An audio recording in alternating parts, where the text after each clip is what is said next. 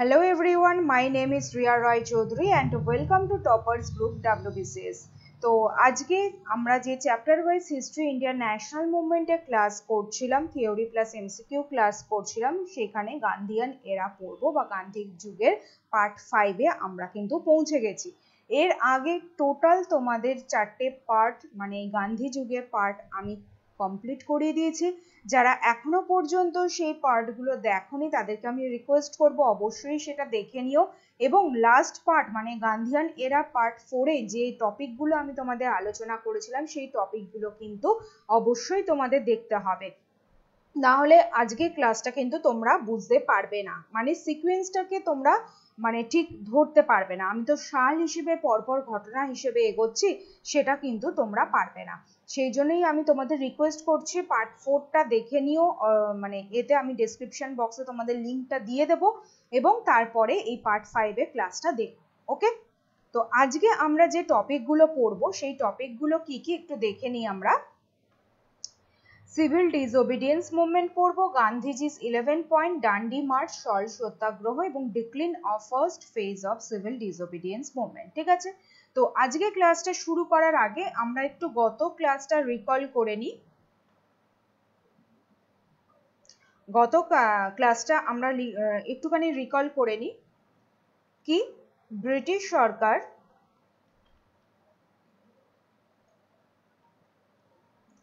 British government কি করলো, Simon commission এলো, সাইমন কমিশন গঠন করা হলো এবং সাইমন কমিশন ভিজিট করলো। ঠিক আছে, সাইমন কমিশন এলো 1927 সালে গঠন করা হলো এবং 1928 সালে এলো আমাদের এতে কি সাংবিধানিক সংস্কারের জন্য, যেটা আমি তোমাদের অলরেডি করিয়ে দিয়েছি। তো সাইমন কমিশনের রিপোর্ট হিসেবে বা রিপোর্ট বা এই তদন্ত কার্য তোমরা জানো দুবার এসেছিল, তারা কিন্তু তাদের তদন্ত কার্য বা তাদের যে সাংবিধানিক সংস্কারের জন্য অ্যাপয়েন্ট করা হয়েছিল সেটা তারা চালাতে লাগলো। কিন্তু এই সাইমন কমিশনকে নিয়ে কিন্তু বয়কট হয়েছিল, কারণ এটা একটা অল হোয়াইট কমিশন ছিল, অল হোয়াইট কমিশন ছিল, সেটার জন্য কিন্তু এটা বয়কট করা হচ্ছিল।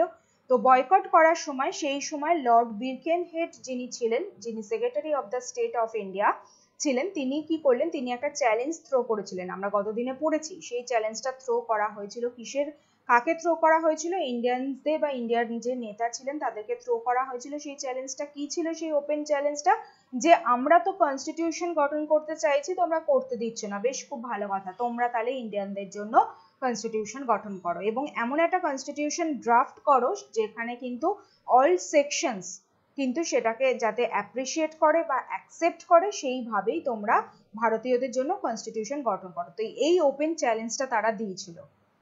এবং তার আগে তোমরা জানো যে দিল্লি প্রপোজাল হয়েছিল মোহাম্মদ আলী জিন্না মুসলিমদের রাইটস নিয়ে,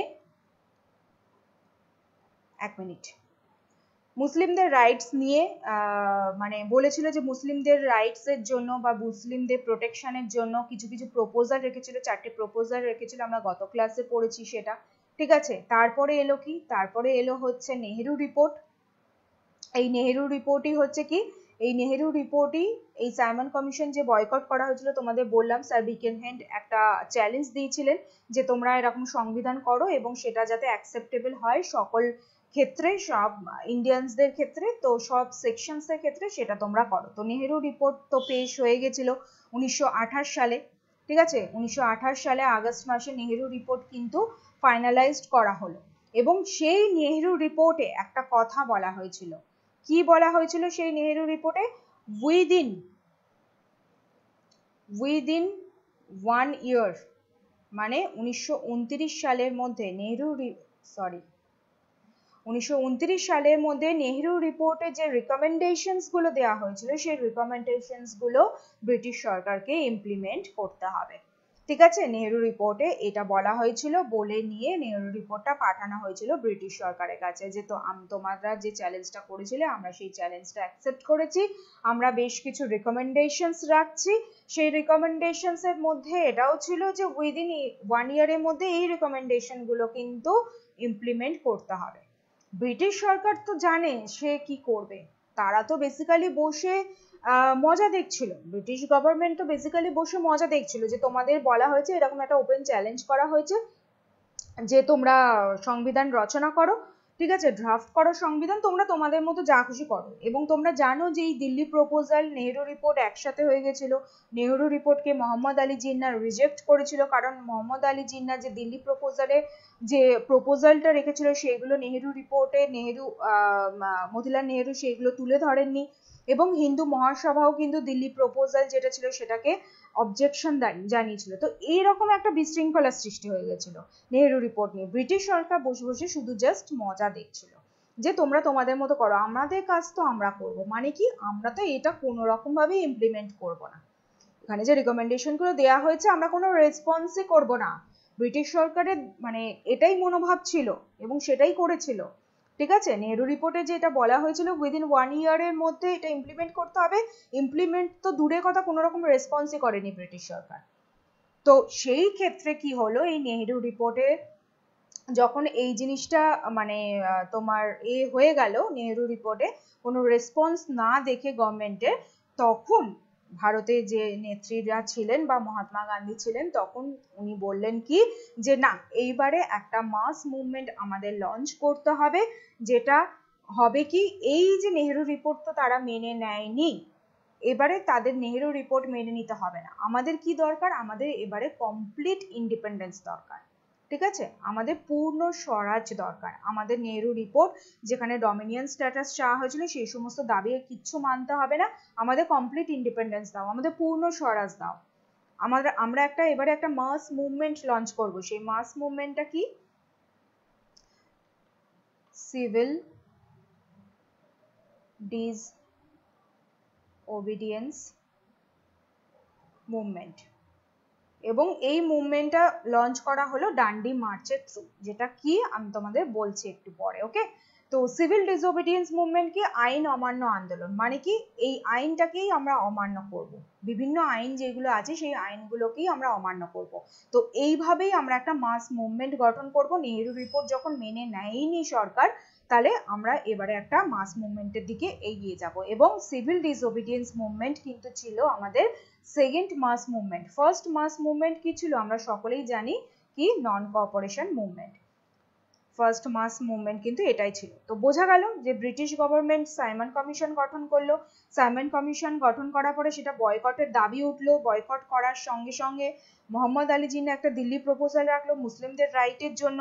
সেই বয়কটটা যেটা হচ্ছিল সেটার জন্য একটা চ্যালেঞ্জ থ্রো করা হলো ব্রিটিশ সরকারের পক্ষ থেকে, কি যে তোমরা নিজেদের কনস্টিটিউশন ড্রাফট করে দেখাও। তার জন্য নেহেরু রিপোর্ট পেশ করা হলো, বেশ কিছু রিকমেন্ডেশন দেওয়া হলো এবং উইদিন 1 ইয়ারের মধ্যে সেটা ইমপ্লিমেন্ট করতে হবে। সেটা নেহেরু রিপোর্ট ব্রিটিশ সরকারের থ্রু জানানো হলো, নেহেরু রিপোর্টের থ্রু জানানো হলো ব্রিটিশ সরকারকে। ব্রিটিশ সরকার কোনো রকম রেসপন্স করলো না। তখন গান্ধীজি ঠিক করলেন যে এবারে আমাদের একটা মাস মুভমেন্ট লঞ্চ করতে হবে, যেখানে আমাদের কি কমপ্লিট ইন্ডিপেন্ডেন্স চাই, পূর্ণ স্বরাজ চাই। এরকম ভাবে আর হবে না। ওকে, তাহলে বোঝা গেল পরপর ঘটনাগুলো। তো এই ঘটনাগুলোই আজকে আমরা বেশ কিছু ঘটনা পড়ব। চলো তাহলে শুরু করি যে first phase of civil disobedience movement. Okay, পড়তে পড়তে আমি আবার বোঝাচ্ছি তোমাদের। After withdrawal of non cooperation movement in February 1922, তোমরা জানো 12 ফেব্রুয়ারি এটা কল্ড অফ করে নেওয়া হয়েছিল। A gap of almost 8 years, Gandhiji launched civil disobedience movement, which was the second mass movement. তোমাদের বললাম অলরেডি। ইন ক্যালকাটা সেশন 1928, 1928 সালে ক্যালকাটা সেশন হলো একটা, ক্যালকাটাতে একটা আইএনসি সেশন হলো। এই আইএনসি সেশনে বলা হলো কি, নেহেরু রিপোর্ট যেটা আছে সেটা আমরা ব্রিটিশ সরকারকে পাঠিয়েছি। সেই ব্রিটিশ সরকার যদি বা লর্ড আয়রিনকে আমরা পাঠিয়েছি, তৎকালীন ভাইসরয় যিনি ছিলেন লর্ড আয়রিনকে, মানে ব্রিটিশ সরকারকে আমরা পাঠিয়েছি। সেইখানে সেই ব্রিটিশ সরকার 31 ডিসেম্বর 1929 সালের মধ্যে, মানে উইদিন 1 ইয়ারের মধ্যে যদি নেহেরু রিপোর্ট মেনে নেয় বা ইমপ্লিমেন্ট না করে, তাহলে আমরা একটা মাস মুভমেন্ট শুরু করে দেবো, আমরা একটা কমপ্লিট ইন্ডিপেন্ডেন্স শুরু করে দেবো।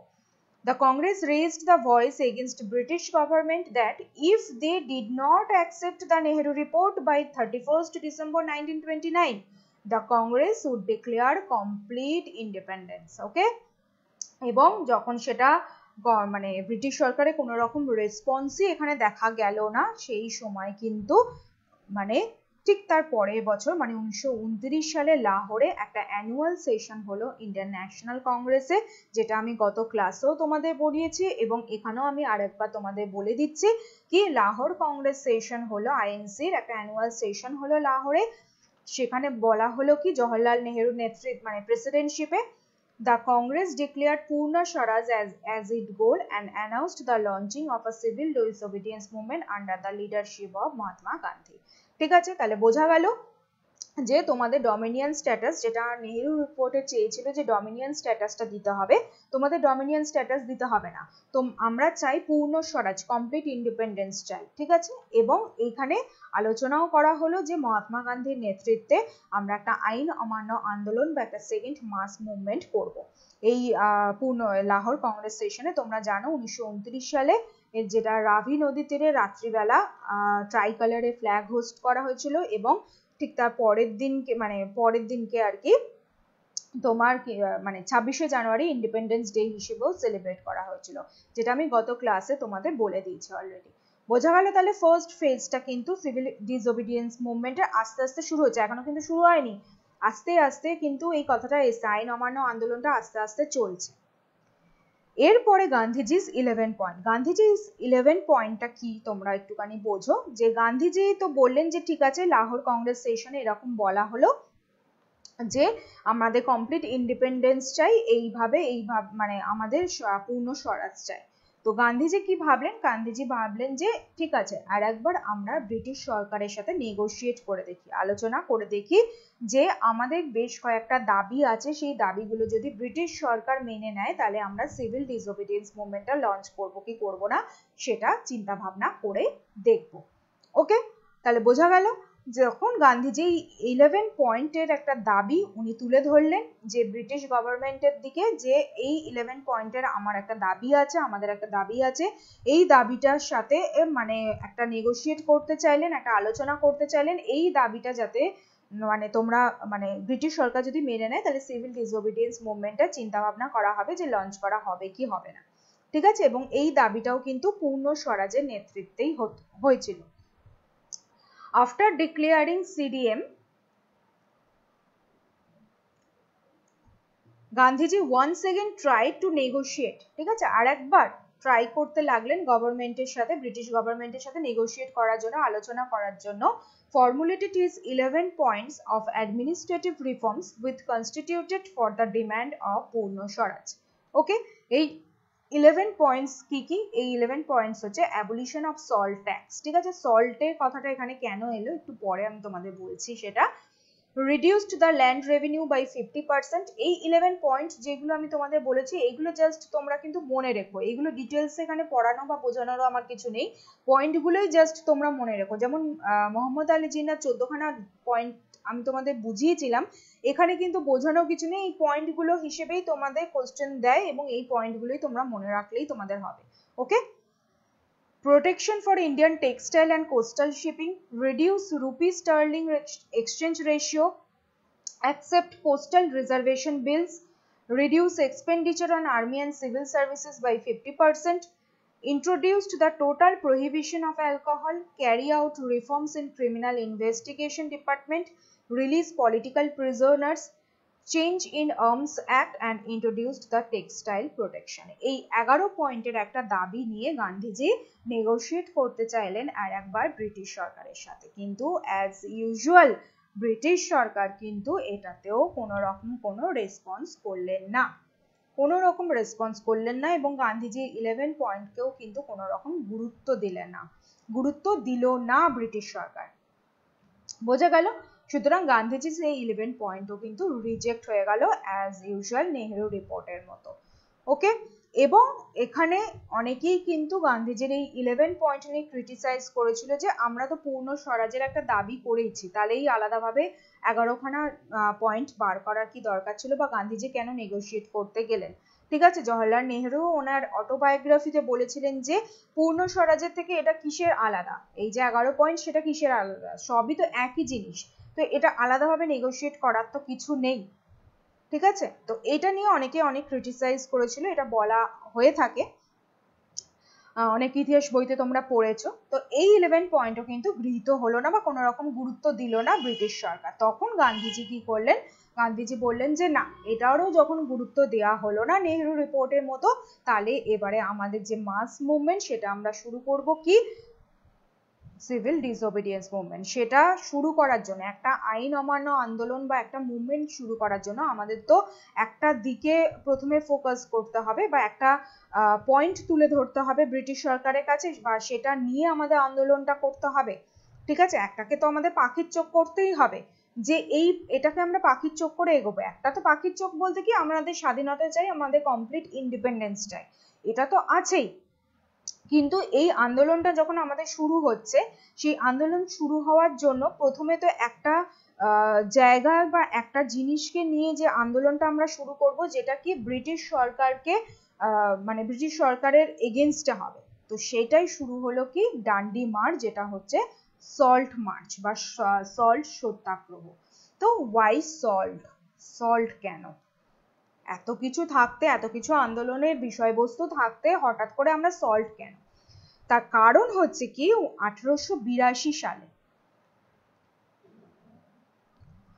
1882 সালে ব্রিটিশ সরকার কি করেছিল, সল্ট ট্যাক্স বিল পাশ করেছিল। কি, সল্টের ওপরে ট্যাক্স দিতে হবে, ঠিক আছে, ট্যাক্স তোমাদের পে করতে হবে সল্টের ওপরে।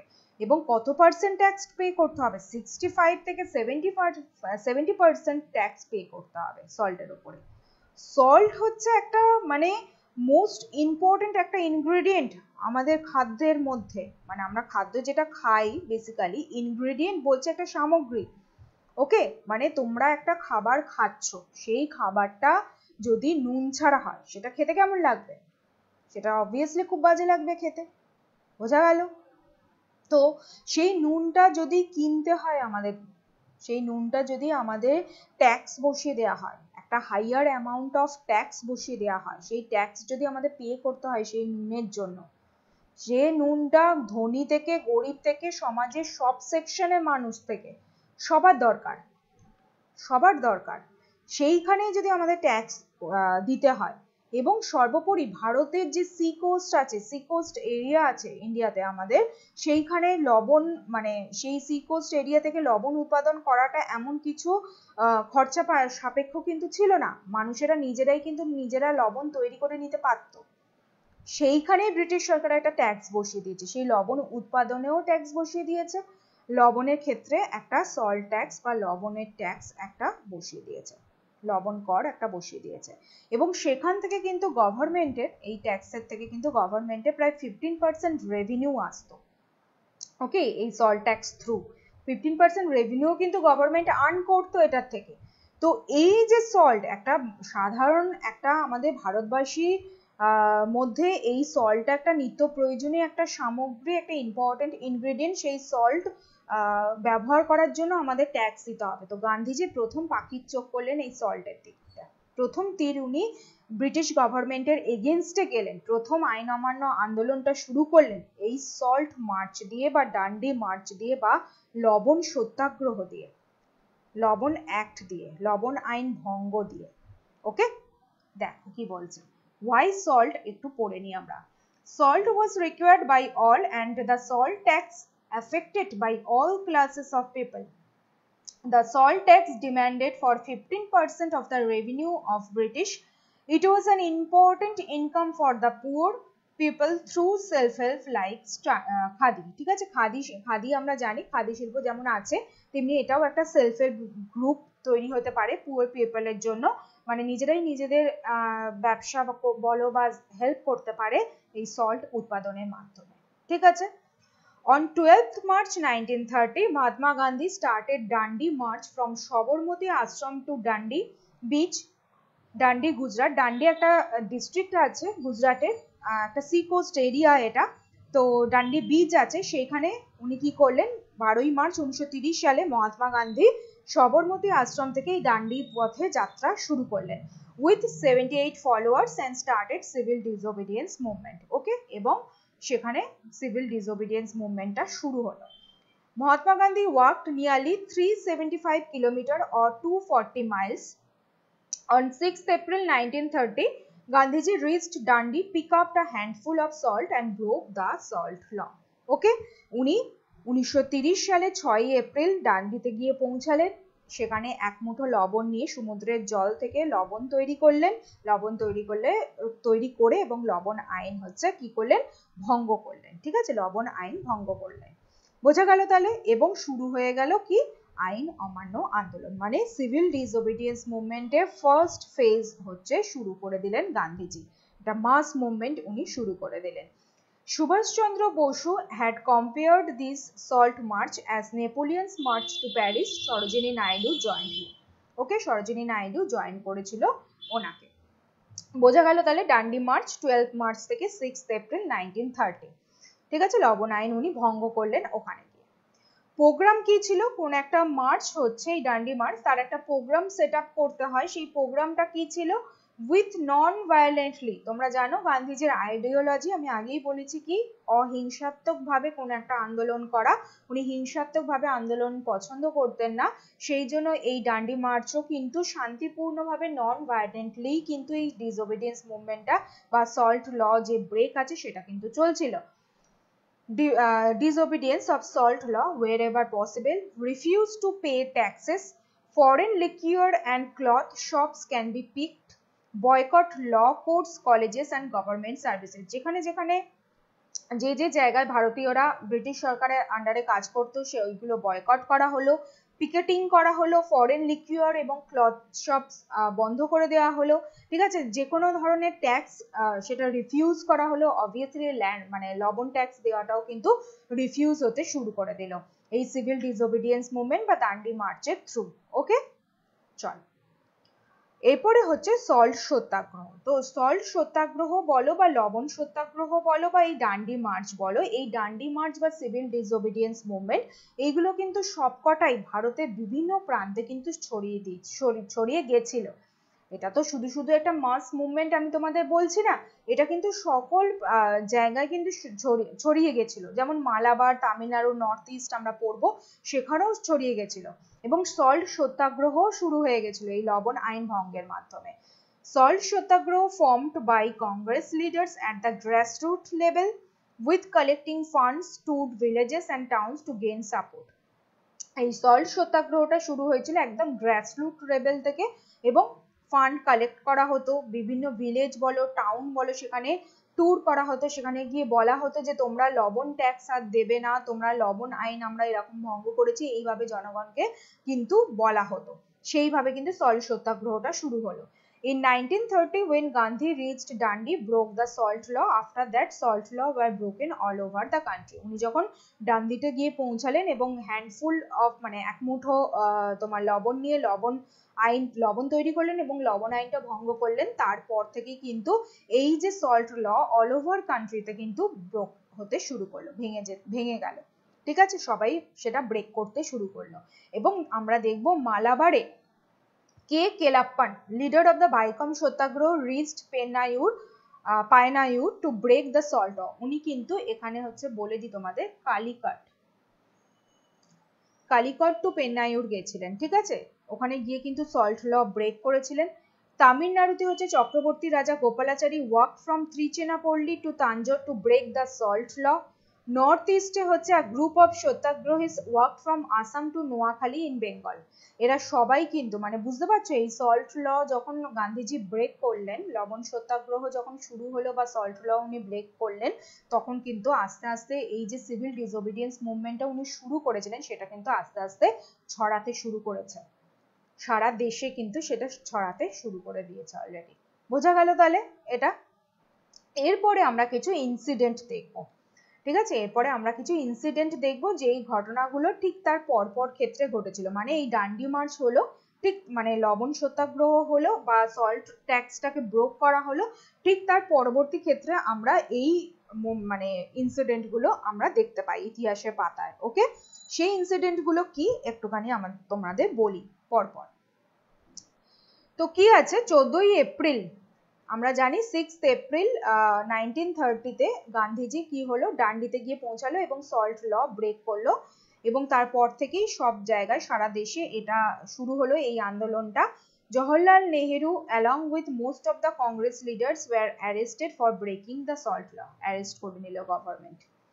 On 18th April 1930 Chittagong harmony red, এটা সল্ট ল এর সাথে যুক্ত নয়, কিন্তু এই রেডটাও কিন্তু মানে করা হয়েছিল, তোমাদের আমি রেভলিউশনারি অ্যাক্টিভিটিসে বলেছি এই কথাটা যে সূর্য সেন এটা করেছিলেন চিটাগং হারমোনি রেড। তো এই আন্দোলন কিন্তু মোটামুটি চলছিলই, রেভলিউশনারি আন্দোলনের মধ্যেই এটা বেসিক্যালি পড়ে। ওকে, on 23rd April 1930 Khan Abdul Ghaffar Khan, very very important এই পয়েন্টটা, who set up Khudai Khimadgars or the red shirts were arrested for his active role on civil disobedience movement। মানে এই খান আব্দুল গফর খান 23শে April 1930 সালে কি হলো, খুদাই খিমাদগার বা রেড শার্ট দলের উনি প্রতিষ্ঠাতা, সেট আপ করলেন এবং উনি কিন্তু একজন অ্যাক্টিভ লিডার ছিলেন এই সিভিল ডিসোবিডিয়েন্স মুভমেন্টের। ওকে, এবং উনি কিন্তু ওনাকেও অ্যারেস্ট করে দেওয়া হলো। এবং ঠিক এর পরের ঘটনাটাই আমরা দেখব কি, 4th May 1930 the Viceroy Lord Irwin ordered the arrest of Gandhi, sent him to Yaravada jail। কি হলো, গান্ধী যখন ডান্ডিতে পৌঁছালেন 6ই এপ্রিল 1930 সালে এবং উনি ওখানে যখন সল্ট লটা ব্রোক করলেন, তখন উনি বললেন কি এরপরে আমাদের নেক্সট টার্গেট হবে হচ্ছে ধর্ষণা। ঠিক আছে, ডান্ডি থেকে আমরা যাব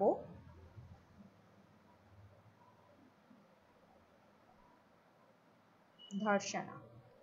এটাও হচ্ছে তোমার একটা সি কোস্ট এরিয়া, এই ধর্ষণা জায়গাটা। তো এই সি কোস্ট এরিয়াতে গিয়ে আমরা লবণ যে আছে সেখানে আমরা রেড করব। ঠিক আছে, লবণের যে ফ্যাক্টরি আছে সেখানে আমরা রেড করব এবং লবণ আইন ওখানে গিয়ে ভঙ্গ করব।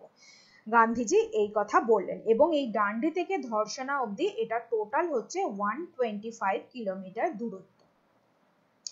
তো গান্ধীজি বললেন কি, গান্ধীজি একটা চিঠি লিখলেন লর্ড আইরিনকে এবং বললেন যে আমরা ওখানে রেড করতে যাচ্ছি, তোমরা যদি কিছু করতে পারো তো করে নাও। ঠিক আছে, তখন লর্ড আইরিন ভাবলেন কি, এই যে সিভিল ডিসোবিডিয়েন্স মুভমেন্ট শুরু হয়ে গেছে, আইন অমান্য আন্দোলন শুরু হয়েছে এবং লবণ সত্যাগ্রহ, লবণ ভঙ্গ আইন মানে যেভাবে বিস্তার লাভ করছে সারা দেশে, সেইখানে লর্ড আইরিন দেখলেন কি, জানা এটাকে তো অবভিয়াসলি সাপ্রেস করতে হবে, দমন করতে হবে, না হলে কি হবে, একটা বিশৃঙ্খলার সৃষ্টি হবে। তো ব্রিটিশ সরকারকে কোণঠাসা করে দেওয়ার একটা উপক্রম শুরু হয়েছে। তো লর্ড আইরিন তখন কি করলেন, যে এটাকে সাপ্রেস করার জন্য উনি অর্ডার দিয়ে দিলেন পুলিশকে যে তোমরা গান্ধীজিকে গ্রেফতার করো, গান্ধীজিকে তোমরা গ্রেফতার করো। ওকে, উনি লর্ড আইরিন অর্ডার দিয়ে দিলেন to arrest the Gandhi and send him to Yerawada jail. Gandhiji arrest হয়ে গেলেন। গান্ধীজি ডান্ডি থেকে যাত্রা শুরু করেছিলেন। ওকে, ডান্ডি থেকে যাত্রা শুরু করে দিয়েছিলেন এবং মাঝখানে পুলিশ এসে গান্ধীজিকে অ্যারেস্ট করে নিয়ে চলে গেলেন। তো কি হলো, যাত্রা কি থেমে গেল? একদমই নয়, যাত্রা কিন্তু থামেনি। যাত্রা কিন্তু চলছিল, সিভিল ডিসোবিডিয়েন্স মুভমেন্ট কিন্তু চলছিল, আইন অমান্য আন্দোলন কিন্তু চলছিল। এইখান থেকে গান্ধীজি মানে এই মিছিলের লিড করতে শুরু করলেন দুজন।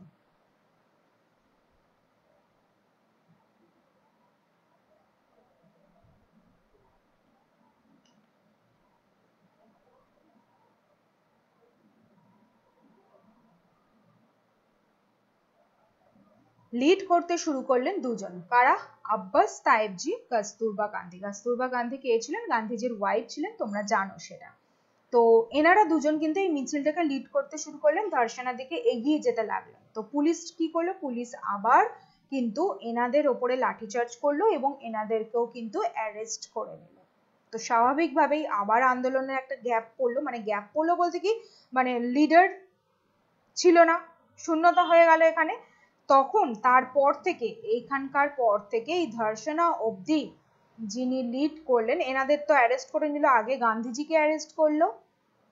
ঠিক আছে, গান্ধীজিকে অ্যারেস্ট করলো, তারপরে হচ্ছে এনাদের অ্যারেস্ট করলো। তারপরে এখানে যে লিড করতে শুরু করলেন কে? সরোজিনী নাইডু, মানিলাল গান্ধী, ওনার সন ছিলেন মানিলাল গান্ধী। তো এনারা কিন্তু লিড করতে শুরু করলেন সেই মিছিলটা এবং ধর্ষণা পৌঁছালেন।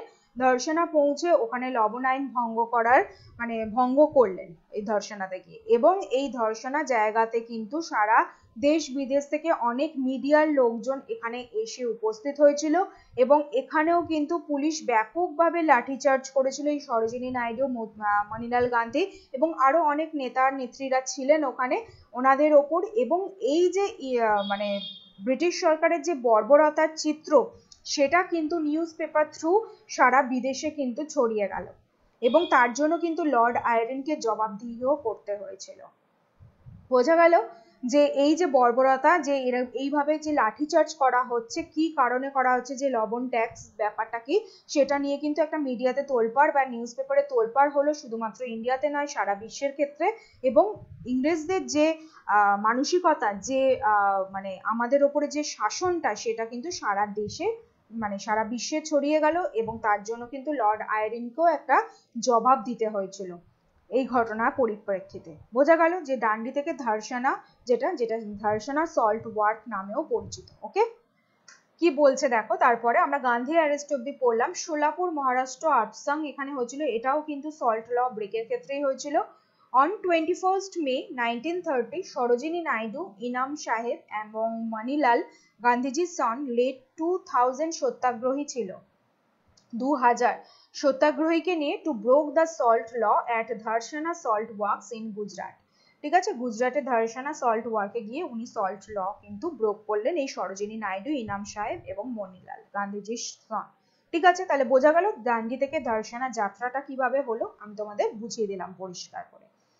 এবং এইখানে যে পার্টিসিপেট করেছিল হচ্ছে বিভিন্ন গ্রুপ। এই যে সিভিল ডিসওবিডিয়েন্স মুভমেন্ট শুরু হয়েছিল, এই যে লবণ সত্যাগ্রহ শুরু হয়েছিল, এই যে লবণ ট্যাক্স আইন ভঙ্গ যেটা শুরু হয়েছিল, সেখানে কিন্তু বিভিন্ন গ্রুপ অফ পিপল কিন্তু এগিয়ে এসেছিল গান্ধীজির পাশে। তার কারণ হচ্ছে কি, গান্ধীজি যখন সবরমতী আশ্রম থেকে ডান্ডিতে যাত্রা করছিলেন, ঠিক আছে,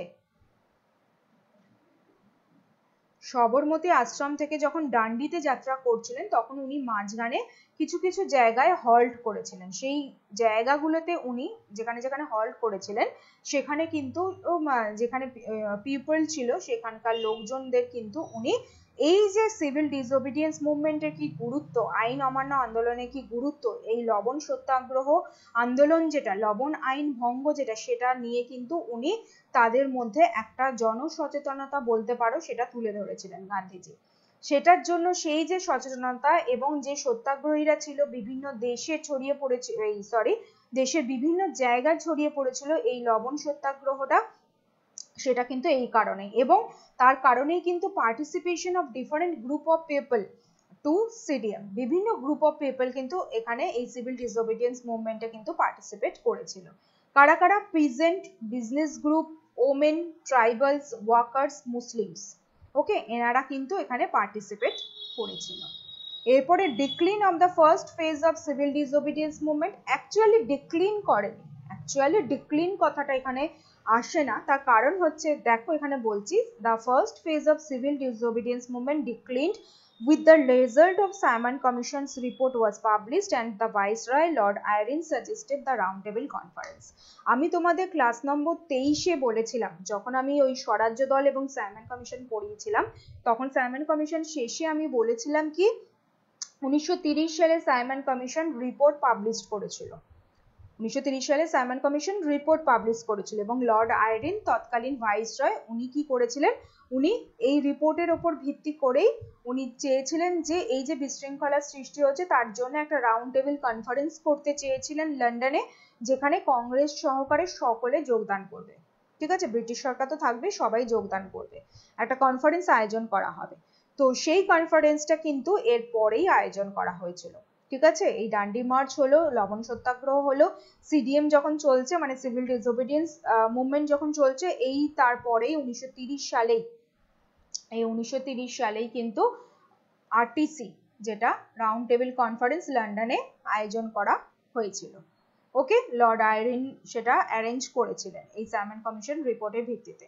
এবং এখানে ডিক্লিন ঠিক নয়, এই সিডিএম কিন্তু তখনও চলছিল, এই আরটিসি যখন হয়েছিল এবং এই সিভিল ডিসওবিডিয়েন্স মুভমেন্ট তখন চলছিল বলেই কিন্তু রাউন্ড টেবিল কনফারেন্সে ফার্স্ট যে কনফারেন্সটা হয়েছিল, ফার্স্ট রাউন্ড টেবিল কনফারেন্সে কিন্তু কংগ্রেস যোগদান করতে পারেনি। তোমরা জানো কংগ্রেস একমাত্র, বা মহাত্মা গান্ধী বলো, সরোজিনী নাইডু বলো, এনারা কিন্তু একমাত্র সেকেন্ড কনফারেন্সে যোগদান করছিলেন। তখন কিন্তু মহাত্মা গান্ধী জেলে ছিলেন, যখন ফার্স্ট রাউন্ড টেবিল কনফারেন্স হচ্ছিল তখন কিন্তু উনি জেলে ছিলেন। তো এইখানে কিন্তু কংগ্রেস যোগদান করেনি। ওকে, তো এখানে তার কারণ হচ্ছে কংগ্রেসের নেতারা বলো সবাই কিন্তু এই সিভিল ডিসওবিডিয়েন্স মুভমেন্টের নিয়ে ব্যস্ত ছিলেন, কারণ এটা একটা মাস মুভমেন্ট ছিল এবং এটার ক্ষেত্রে মানে এটা যদি চালানো যেতে পারে তাহলে কিন্তু স্বরাজ লাভ বা স্বাধীনতা লাভ বা কমপ্লিট ইন্ডিপেন্ডেন্স যেটাই বলো না কেন সেটা কিন্তু খুব সহজে অ্যাচিভ করা যাবে।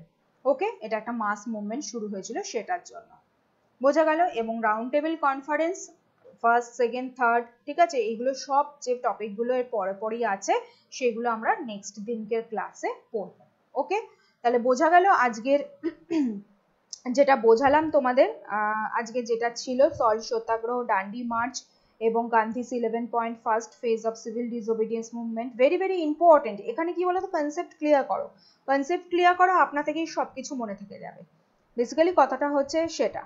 তা কোন ঘটনাগুলো কি কি ঘটেছিল আমি যতটা সম্ভব চেষ্টা করেছি তোমাদের সহজভাবে বোঝানোর, মানে ঠিকঠাক ভাবে তোমাদের এখানে বলা তোমাদের, যাতে কোন ঘটনাটা পরপর ঘটেছিল যাতে তোমরা বুঝতে পারো সেটা। ওকে, চলো তাহলে আজকের এই যে টপিকগুলো আমরা পড়লাম তার উপরে কিছু কোশ্চেন আমরা সলভ করে নিই। Dandi march was taken in, Dandi march কবে হয়েছিল? 1932, 1930, 1931 না 1929? তো সঠিক অ্যান্সার এটার হবে হচ্ছে 1930 সালে।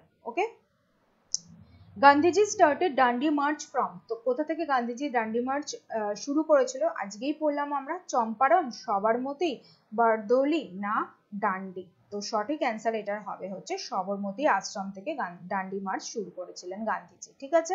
এবং এই যে সিভিল ডিসওবিডিয়েন্স মুভমেন্ট উনি শুরু করলেন সবরমতী আশ্রম থেকে, এখানে গান্ধীজি বলেছিলেন যে যতদিন না ভারতের স্বাধীনতা লাভ হচ্ছে আর ভারত স্বাধীন হচ্ছে ততদিন আমি এই সবরমতী আশ্রমে আসবো না, ঠিক আছে। এবং পরবর্তী ক্ষেত্রে কিন্তু গান্ধীজি আসেনও নিয়ে সবরমতী আশ্রমে। 3 নম্বর কোশ্চেন কি বলছে, হু among the following participated in the salt satyagraha of Gandhi? Sarojini Naidu, রাজকুমারী আম্বেদকর, কমলা দেবী চট্টোপাধ্যায় না অল অফ দ্য অ্যাবাভ? তো সঠিক অ্যান্সার এটার হবে হচ্ছে all of the above. Okay, the civil disobedience movement started with declaration of home rule movement, declaration of Purna Swaraj, Dandi march না none? সকলেই অ্যান্সারটা জানো যে ডান্ডি মার্চ। ডান্ডি মার্চের থ্রু হচ্ছে সিভিল ডিসওবিডিয়েন্স মুভমেন্ট, আইন অমান্য আন্দোলনটা গান্ধীজি শুরু করলেন। When did Dandi march begin? কখন শুরু হলো ডান্ডি মার্চটা? 1st April 1930, 6th April 1930, 12th March 1930 না 26th January 1930? তো তোমরা জানো 12th March 1930 তে। 6 নম্বর কোশ্চেন কি বলছে, who was the viceroy when Dandi march took place? ঠিক আছে, ডান্ডি মার্চ মানে যখন হয়েছিল তখন ভাইসরয় কে ছিলেন? Lord Irwin, lord Chelmsford, lord Reading না লর্ড ওয়াভেল? তো সঠিক অ্যান্সার হবে হচ্ছে লর্ড আয়রিন, যার সম্পর্কে আমি গত ক্লাসেই কিন্তু ইনফরমেশন বলে দিয়েছি তোমাদের। Okay, red shirt organization was founded by, very very important একটা কোশ্চেন এটা। মহাত্মা গান্ধী, সরোজিনী নাইডু, সুভাষচন্দ্র বোস না খান আব্দুল গফর খান? তো সঠিক অ্যান্সার এটার হবে হচ্ছে খান আব্দুল গফর খান, খুদাই খিমাদগার দলের প্রতিষ্ঠাতা। Agitation on chowkidari tax in Begusarai was a part of, ঠিক আছে, বিভিন্ন ট্যাক্স কিন্তু আমি তোমাদের বলেছিলাম, এইখানে বলেছিলাম তোমাদের, এক মিনিট, এই যে প্রোগ্রামটা যখন লঞ্চ হয়েছিল সেখানেই আমি তোমাদের বলেছিলাম কি refuse to pay taxes, refuse to pay taxes, বিভিন্ন ট্যাক্স কিন্তু তখন গভর্নমেন্ট দিয়েছিল, ব্রিটিশ সরকার দিয়েছিল। তো সেইখানে কিন্তু গান্ধীজি এখানে বলেছিলেন যে রিফিউজ করতে এই ট্যাক্সগুলোকে। তো সেইখানেই কিন্তু তার মধ্যেই একটা ট্যাক্স হচ্ছে কি এই চৌকিদারি ট্যাক্স। তো এই চৌকিদারি ট্যাক্সটা কার পার্ট, কোন পার্টের মধ্যে? Non cooperation movement, quit India movement, civil disobedience movement না নান?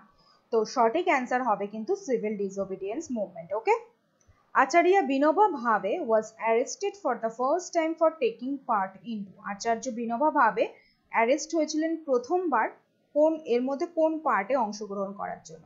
বারদৌলি সত্যাগ্রহ, ভাইকম সত্যাগ্রহ, সিভিল ডিসওবিডিয়েন্স মুভমেন্ট না কুইট ইন্ডিয়া মুভমেন্ট? তো সঠিক অ্যান্সার তোমরা জানো যে সিভিল ডিসওবিডিয়েন্স মুভমেন্ট। ওকে, এবং লাস্ট কোশ্চেন আজকের, হুইচ ইভেন্ট অকার ফার্স্ট, এর মধ্যে কোন ইভেন্টটা প্রথম হয়েছিল? Gandhi Irwin pact, first round table conference, Dandi march না কমিউনাল অ্যাওয়ার্ড? তো সঠিক অ্যান্সার কিন্তু এটার হবে ডান্ডি মার্চ। ওকে, এই ঘটনাগুলোর মধ্যে প্রথম হয়েছিল ডান্ডি মার্চ।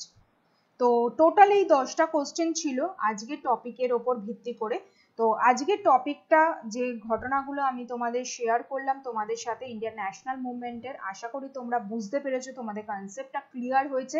এবং এই 10খানা কোশ্চেন কিন্তু ভীষণভাবে ইম্পর্টেন্ট, আমি বেছে বেছে এই 10খানা কোশ্চেনই তোমাদের জন্য রেখেছি, তার কারণ এই 10খানা কোশ্চেন কিন্তু পরীক্ষায় দেওয়ার মতো এবং দিয়েওছে আগে, ঠিক আছে? এবং পরের দিনকে আমরা ঠিক এর পরে যে রাউন্ড টেবিল কনফারেন্স হয়েছিল, পুনা প্যাক্ট হয়েছিল বি.আর. আম্বেদকর গান্ধীজির মধ্যে, সেইগুলো আস্তে আস্তে আমরা ইন্ডিয়ান ন্যাশনাল মুভমেন্টের ক্ষেত্রে এগোবো। ওকে, পড়বো আমরা। তো ক্লাসটা আজকে এখানেই শেষ। আশা করি তোমরা ক্লাসটা বুঝতে পেরেছো। যদি ভালো লেগে থাকে ক্লাসটা, তাহলে বন্ধুদের সাথে শেয়ার করো, লাইক করো, টপার্স গ্রুপ চ্যানেলকে সাবস্ক্রাইব করো এবং আমাদের যে টেলিগ্রাম চ্যানেল আছে সেই টেলিগ্রাম চ্যানেলে জয়েন হয়েও, যার লিঙ্ক তোমরা ডেসক্রিপশন বক্সে পেয়ে যাবে। এবং যারা নতুন আজকে আমার ভিডিও দেখছো তাদের উদ্দেশ্যে বলে দিই, আমাদের কিন্তু এই সমস্ত ভিডিও ক্লাসগুলো টোটাল ফ্রিতে হচ্ছে এবং এর পিডিএফ গুলো কিন্তু টোটাল ফ্রিতে তোমরা পেয়ে যাবে আমাদের ওই টেলিগ্রাম গ্রুপে। ওকে, তো তার জন্য কিন্তু ঝটপট টেলিগ্রাম গ্রুপে জয়েন হতে হবে। তো চলো তাহলে ক্লাসটা আমি এখানেই শেষ করছি। সকলকে থ্যাংক ইউ সো মাচ। সকলে ভালো থেকো, সুস্থ থেকো, বাড়িতে থেকো এবং অবশ্যই পড়াশোনার মধ্যে থেকো। ওকে, চলো টাটা।